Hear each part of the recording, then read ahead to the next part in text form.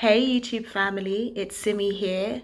So my husband and I announced last week that we'll be streaming our book launch live from this channel.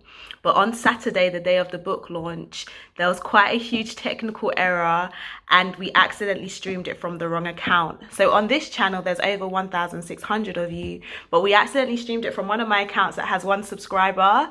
So first of all, our sincerest apologies that you were not able to stream the book launch live with us. We have uploaded it in this video, so at the end of this you will be able to tune into the book launch again. So please do leave your comments, your thoughts, engage in the conversation. There's a great husbands panel, a fantastic wives panel. It will give you insight into the actual book. And on that note, our book is now available and you can get your copy at www.therasheeds.co.uk. We've decided not to charge for this book because we wanted to reach as many people as possible. So please do get your copy and then share the link with your friends and loved ones. Thank you once again, and I hope you enjoy the launch.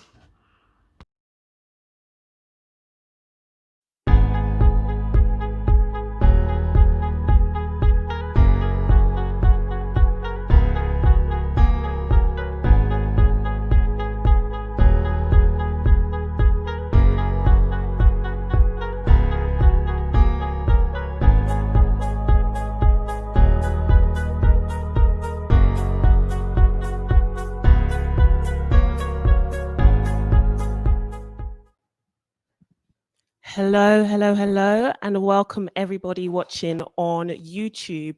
And you are watching the book launch of A Marriage of Grace. And I'm sure you already know this book is written by Mr. and Mrs. Rashid, Simi and Sharon Rashid. And we're here really to celebrate the book. We're going to hear more about the book, why they've written the book, their thought process behind it, even the writing process, because we know that writing a book is not exactly easy. Now, who am I? I am your host for today. I am Toby Rachel, a journalist and also the host of the Yellow Cup podcast. And I'm just basically here to host, but the real people, the real celebrants are Simi and Sharon. And I've managed to read the book. I've read the book and I've actually been very, very impressed by the book. And we're going to hear more from people who've also read the book, so you don't think it's just me and I'm just saying it. They didn't pay me to say it. The book is actually a good book. And we're going to be talking more about the book and when it's available as we go on through the show. So a few housekeeping rules. If you're watching, make sure you use the hashtag. So it is hashtag A Marriage of Grace. And also on the YouTube, yes, leave comments, discuss with other people. So without further ado, I am going to introduce the latest authors in town. I'm just going to move seats as I introduce Sharon and Simi Rashid. Hi, how are you guys feeling? Excited. I'm too excited. Like, oh my God. So, you guys have actually written a book, a whole book. A whole book. I need to know, how did it come about? Was this dream just something that you did during lockdown? Did you do it before lockdown? Ooh, good question. The idea came from last year, in the back end of last year, because we was talking about it's going to be our 5th year wedding anniversary. Congrats. Like, oh, let's well, thank God for that in itself. So we spoke about writing a book, and it's like, let's do that for 2020, and then 2020 started. We was meant to start writing a book in January. Simi actually done the plan. Okay. Simi's very organized, so he's like all the contents, all the chapters, and etc. January passed, February passed, March passed, and then we're just looking at each other like, wait, hold on. We're meant to release a book by our 5th wedding anniversary, and for whatever reason, we haven't started writing. When was your 5th wedding anniversary, for those who don't know? The 1st of August. Okay. No. Oh, awkward. I have to think about the question, because I do want to say I'm so used to hearing when's your birthday. Okay. So I don't want to say 1st of April. That's a good save. I like that one. It's a nice save. A very good save. Certain man are sweating right now. No. Calm, no nerves. But go on. Simi, tell us about the insight into writing it. So we've heard for Sharon. Is that how it was for you?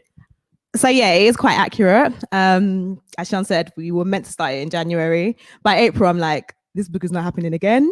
It's not going to happen. But then we've heard some encouraging things over lockdown, and it's like, what are you going to come out with?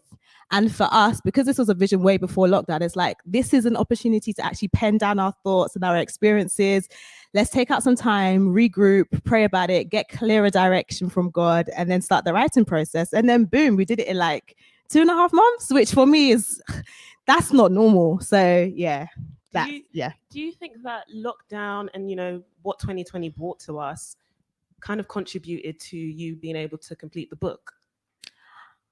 Honestly speaking, I'm not sure. So I found for a lot of people, lockdown was a great opportunity for them to do certain things. And yes, there were opportunities to do more things, but I found it quite challenging. And I think for us as a couple, lockdown brought about a few more arguments than usual.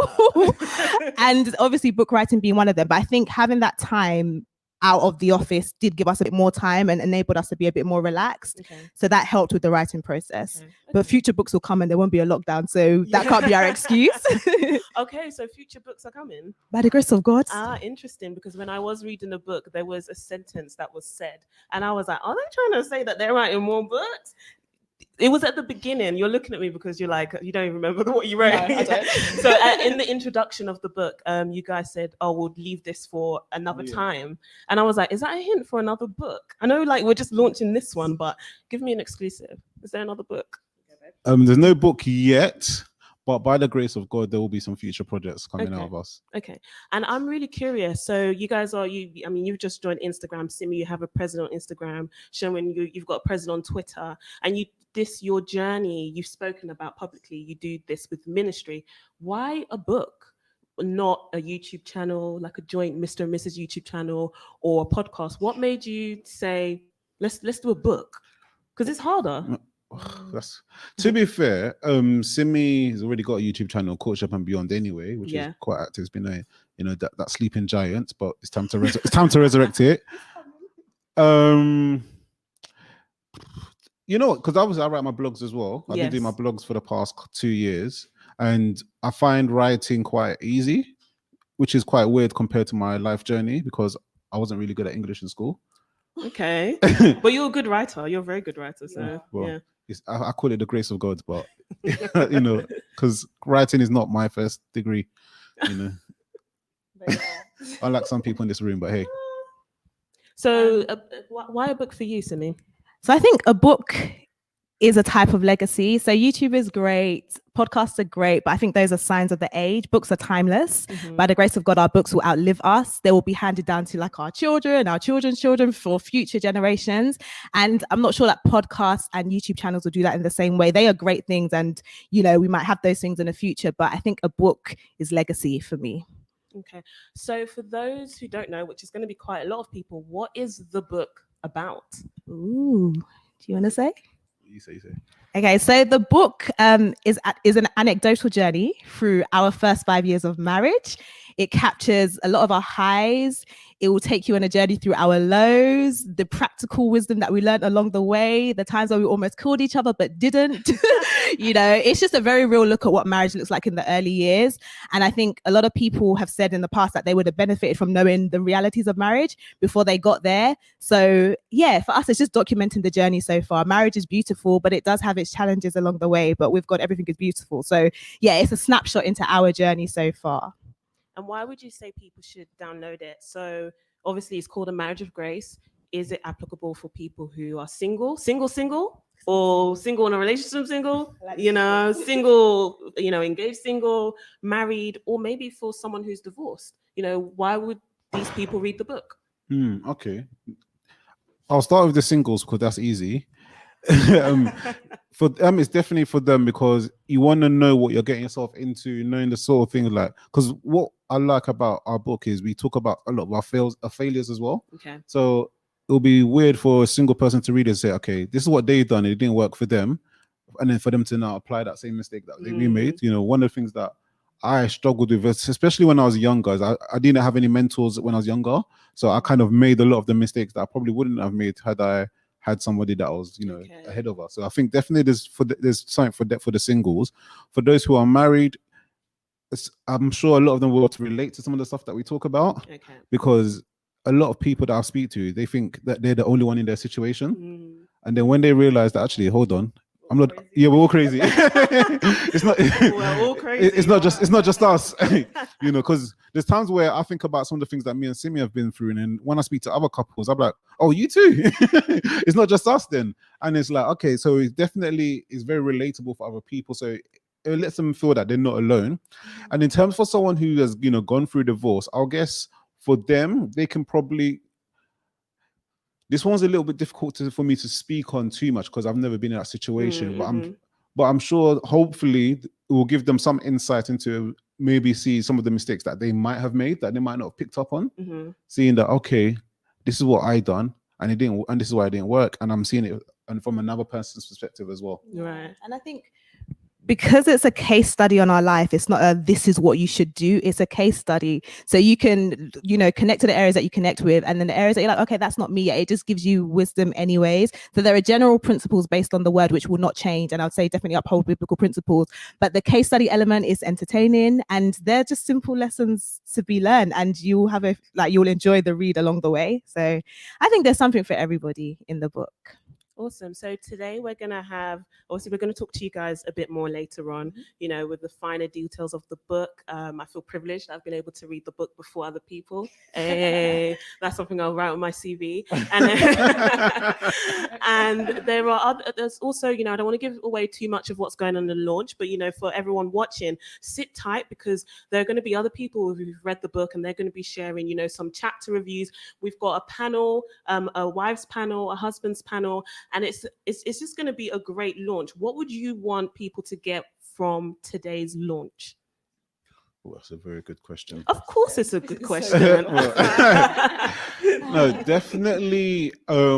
Hopefully, one of the things is give people at least a reason to get the book. Okay. Because it's easy to just support your friends, but which is good. But we actually want people to see the benefits for actually reading it themselves. You know, like some people, some of your friends, they might have a product and you buy it because you're supporting them, but you don't think it's actually useful for yourself. Yeah. We actually want to give people value, you know, want to bless people, you know, and I want people to see the benefits of that. Yeah. What about you? What would you want people to be able to get? And for me, I would like everyone to kind of see marriage unairbrushed, unfiltered. I don't know if we see that all the time. As we always say, you know, social media gives you highlight reels, but this is an opportunity to have an unairbrushed look into marriage from different people's perspectives. So there's a lot to glean from it, I believe. So yeah. And we do obviously want you to share it with people because you believe it adds value, not just because it's Simi and Sean and you want to support us, but because there's actually value there. So yeah, that's my reason. Awesome. So without further ado, we're going to move on to a testimonial video. So we're going to put that up on the screen. I want you guys to enjoy it. It is from Ayo. And yeah, sit tight. And then we're going to go into the husbands panel, which obviously Sean's going to be a part of. So we're going to be saying goodbye to you after the video, but you'll be back. Awesome. Okay. I want to encourage all of you guys to get the book. I've read a chapter, The Man, the Head, and the Headache. What a title, Sean. Hey, headache. Be careful. But big man thing, brilliant chapter. Guys, you know, there's so many books on this stuff.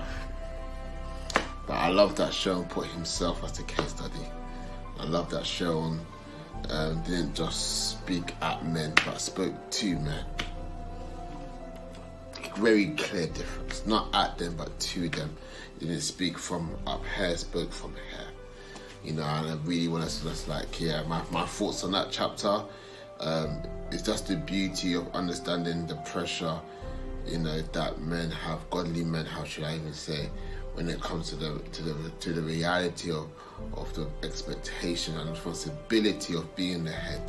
You know, what that actually means biblically, what it actually means actually, what that actually means practically, you know, what it actually means living wise, you know what I mean? And, you know, one that deeps it, if he does not do it from a place of grace, from a place of leaning onto the Spirit, from a place of community, from a place of, you know, of transparency with God, you know, he can almost feel like the weight of the world on his shoulders, and feel like he has to present himself to God as a priest without the help of God as his creator and as his father.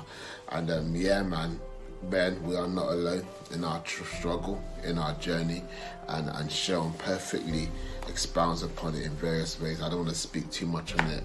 I want you to go and read it. So go and read the book. So yeah, man, the head and the headache. Pow! Bro, that is a title of a book. That's what chapter 7 is called and what it's about. The man, the head, and the headache. Okay, so that's clearly a very husband-based chapter. Mhm. What made you write that chapter? Well, what I wanted to give was a perspective from a man in terms of actually leading a home, some of the trouble, some of the pressure, some of the stresses that it comes along with that. Okay. Because people think like, oh, why does the man get to be the head? And it's like, it's not all fun, trust me. It's not all fun and games. Okay, very true. So for the chapter, segment, sorry, we're gonna have Clement. So I'm gonna bring on Clement on screen. Hey. And Clement, hi Clement. Hello. How are you? I'm all right, thank you. How are you? You know, let people know who you are. It's always wonderfully awkward talking about someone when someone talks about you and then you're looking into the screen. But that's exactly what is going to happen. We're going to celebrate you. So Pastor Clement is the founder of Brotherhood and co-founder of Journey of a Lifetime, which is a ministry where we are passionate about, where you guys are passionate about the welfare of generations. You are father to 2 girls, congratulations, and married to evangelist Tara, who we're also going to see a bit later today. So Brotherhood, if you're wondering, is a platform for men to come together to grow into the knowledge of who God has called them to be, finding their identity through the word of God, building men into maturity and building men of integrity. The theme for Brotherhood is turning boys into men. Now that is one lovely bio, one intro. Welcome, Pastor Clement. And you're also going to be joined with Apostle Emmanuel. Apostle Emmanuel, welcome. Hello. Hi, how are you? I'm doing well, thank you. How are you?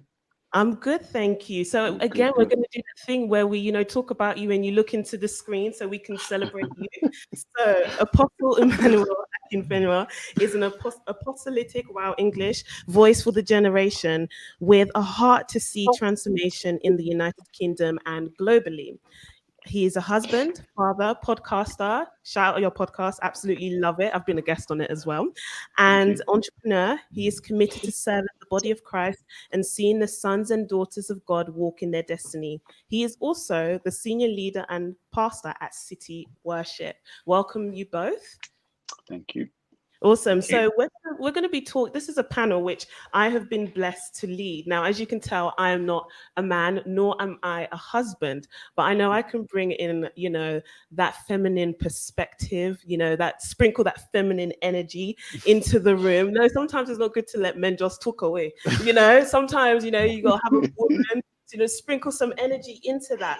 So how did you guys, I know you guys have been able to read chapter 7. Apostle Emmanuel, how did you find chapter 7? If I'm very honest, when it comes to books, even though I love reading books, I don't like chapters or books in general that are just long-winded and wordy.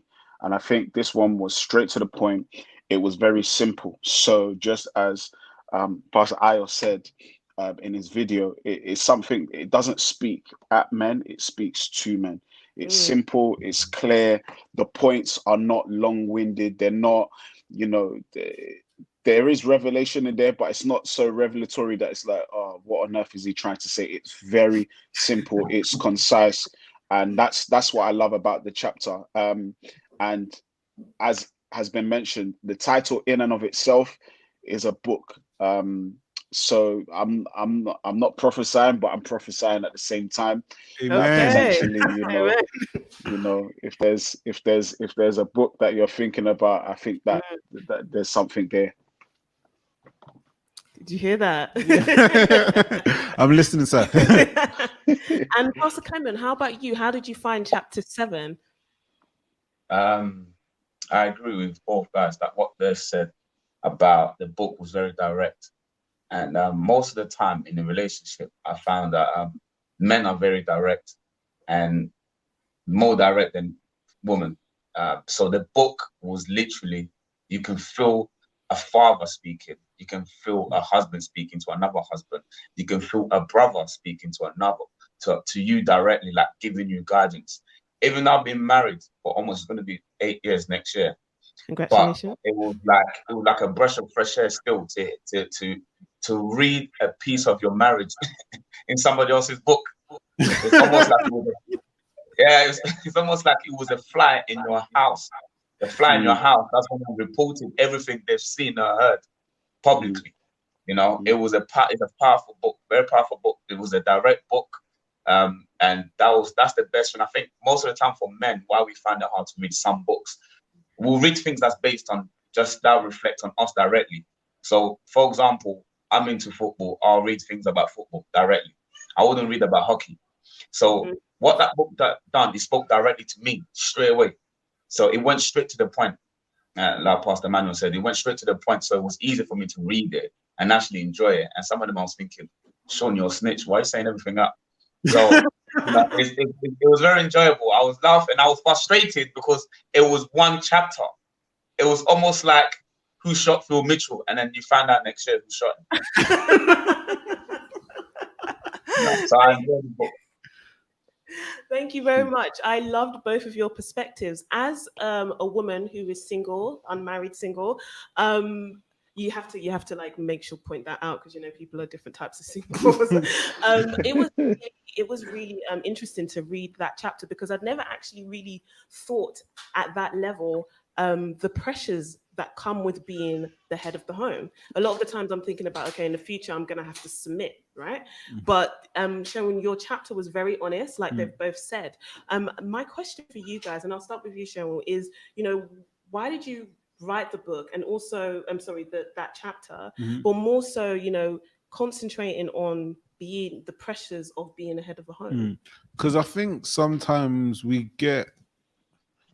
there's a kind of weird glorified message about being the head of a home, like to say yes, you are the king of your home, but it's not like everyone else is subservient to you. There's actually real responsibility that comes with being a head or being in charge, being responsible. Like, I love football, and one thing that I learned like a lot in football, that regardless of whatever happens, whether the players mess up, whether it's the board messing up, if the results are not being produced, the person that's being in trouble is the manager of the team. Very true. Yeah. So likewise in the household, especially from God's perspective, regardless of whatever's going on, if people are out of place, God is coming to me like, you're the head of the home. Why are you not doing this? And I've wanted to kind of bring that sort of perspective to realize it's not all beautiful, it's not all glamorous. It's actually real pressure when you actually think about it, that one day I'm going to stand before God on behalf of my family. That is really deep. That last sentence is a mic drop. Like, one day you're going to stand before God on behalf of your family. Apostle Emmanuel, what about what pressures have you felt being the head of your home?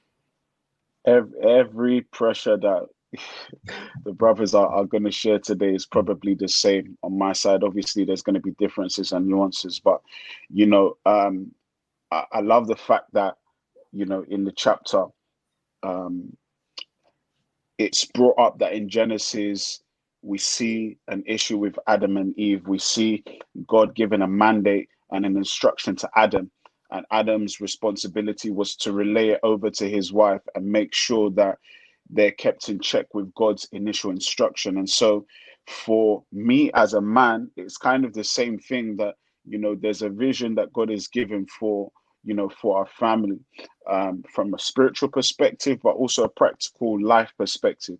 And so when you deep it and you sit down and you think, okay, for example, for me, I remember when just before I got married, I remember praying and saying to God, I never want to be in a position where I lose my job. And as they say, be careful what you pray for. And 3 months after getting married, I lost my job. And it was probably one of the worst moments in life, because it's like, I've never been married before.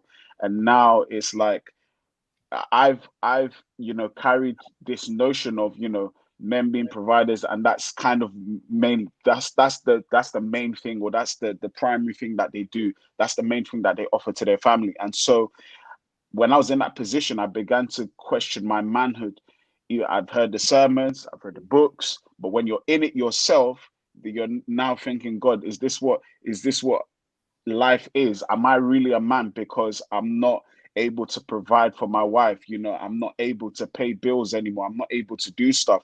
And that also challenged me on a deeper level, where I thought, now, because my wife was working, I'm like, well, my wife's working and I'm not, maybe she's going to challenge my manhood and make me feel less of a man because I'm not working. And maybe, she might feel like I'm a bum because I'm just at home applying for jobs.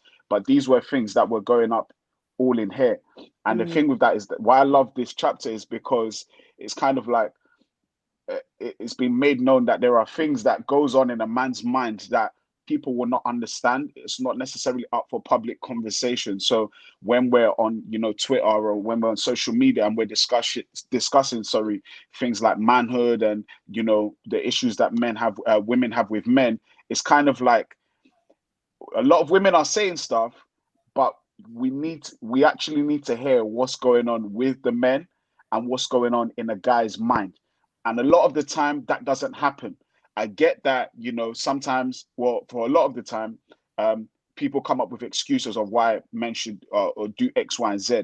But one of the key things that doesn't get addressed is what goes on in a man's mind. And so I think that for a husband in this context, when you break it down, the battlefield is not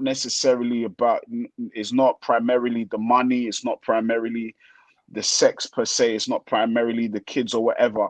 A lot of it has to do with what's going on in a man's mind, the pressure of it. Am I still a man? Can I still lead my home? Am I still a voice that I can speak to my wife and my wife will listen honorably? Can I still project the vision of the family and still be heard? Or will I feel inferior? So those are some of the points. I don't want to preach. So I'll leave it there. And it's only natural that a little preaching will be done today. Pastor Clement, what would you say when a man gets married? What should a woman look out for to ensure that the person that they're with, the man that they're with, is ready is ready for marriage, ready to be the head of the home, ready to be that person that they would submit to? Check his priorities. What's his priority?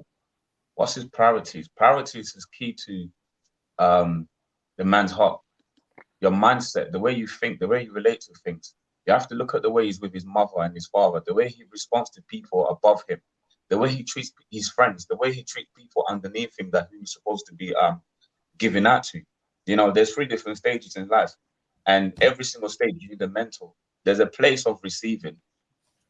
Jesus received from the Father, and there's a place where you receive for you, so it can manifest for into your daily routine of life.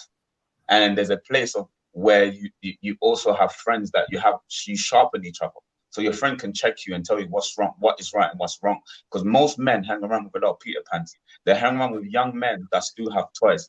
When you're married, is it Sean? Is that okay? Is it too early? Is it too early, Sean? No, it's the correct time. No, keep going. Sorry. I need to borrow your suit after, Sean. But most men, the problem is most men, honestly, and I know both of the guys here can agree with me. Most men, most of the time, I find the woman don't have a problem being committed to a man. See, the man has a problem of committed to a woman only because most of the time it's the freedom. They don't know how to drop their toys and pick up the tools that God gave them. And that's what the problem is. Okay. That's what the problem is.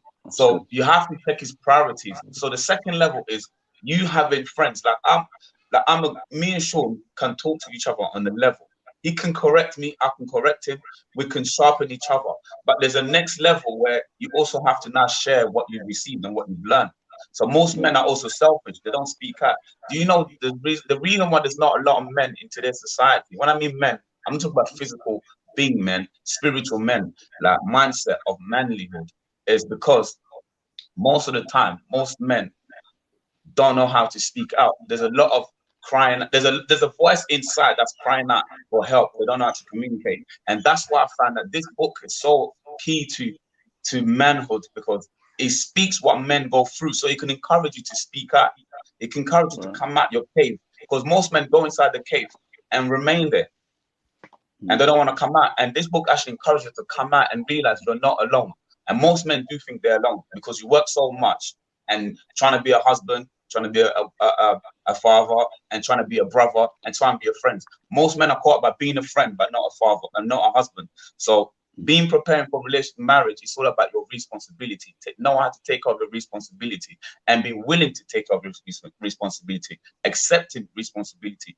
And that when you see when you see that in the character of a young man, that's attractive.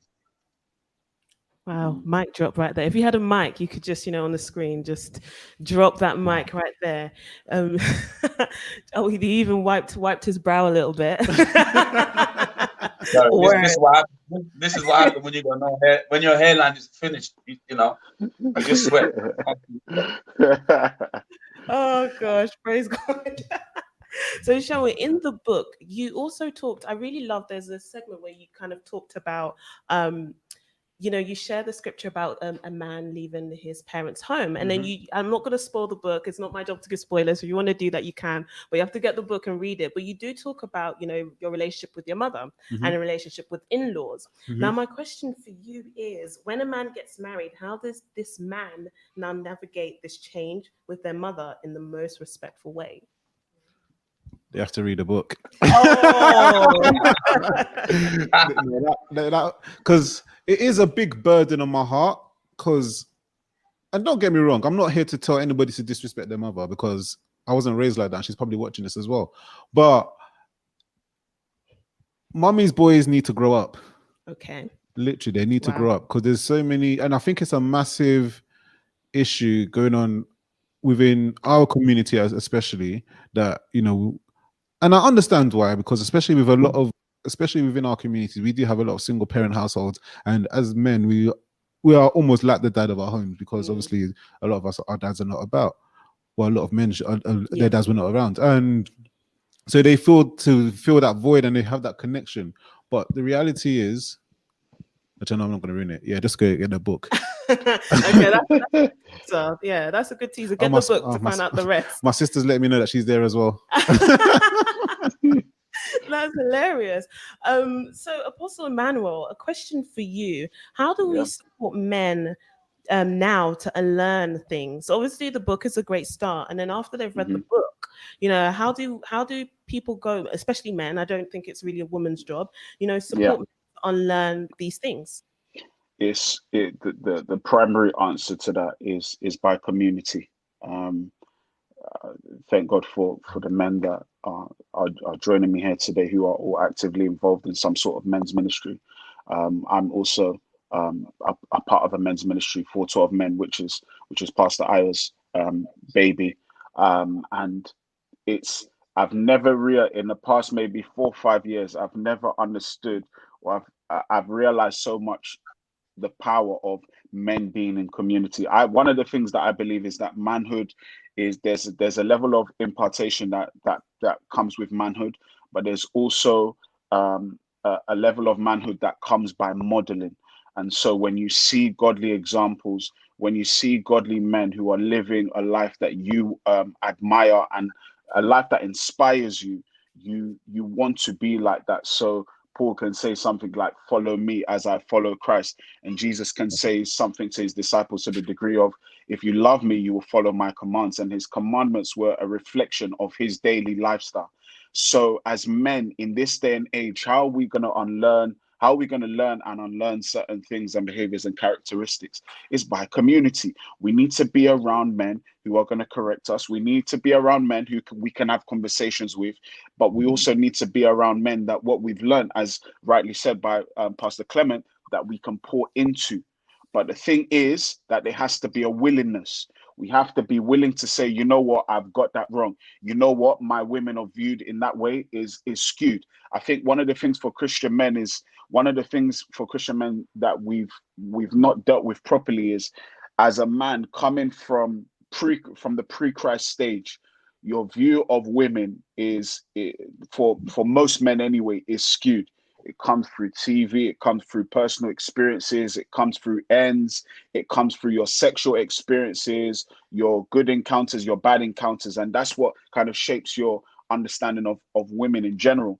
And so when we now come to Christ as men, there's not enough discipleship, or there's not enough teaching, or grooming, in a sense, to understand this is how a man of God, this is how a son of God views a daughter of God.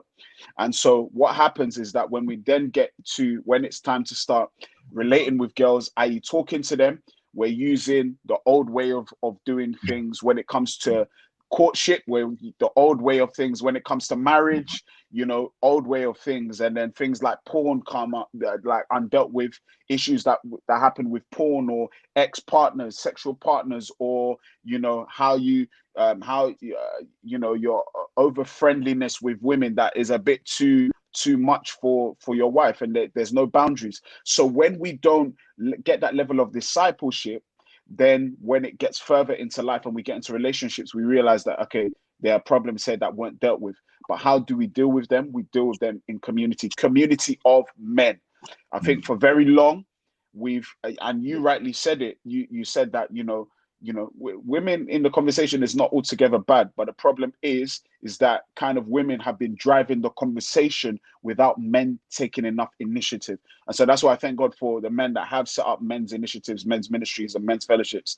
That's great. That's what we need, and we need more of it. Women, it's easy. Look how many women's conferences there are. Look how many women's Instagram pages there are. Look how many female Christian speakers there are. We see all the time. But then when it comes to, look, for us as men, we see a lot of men preaching to people, but we don't see a lot of men who are ministering to men. Because it's easy to use the platform.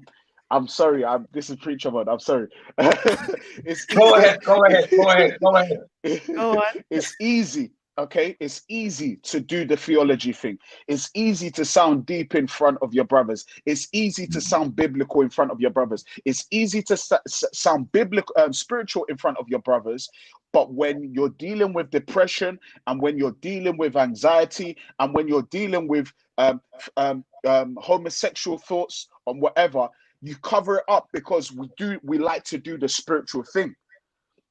But when it's time for men's fellowship, it's easy to go, yeah, bro, you know what? Just read the Bible. How does a young man keep his way pure? By keeping it according to the word of God. It's easy to just brush things over. No, brothers today, men of God today, husbands that are on this live today, listen, don't run away from your issues. Today is the time, like it says in the scriptures, confess your faults one to another.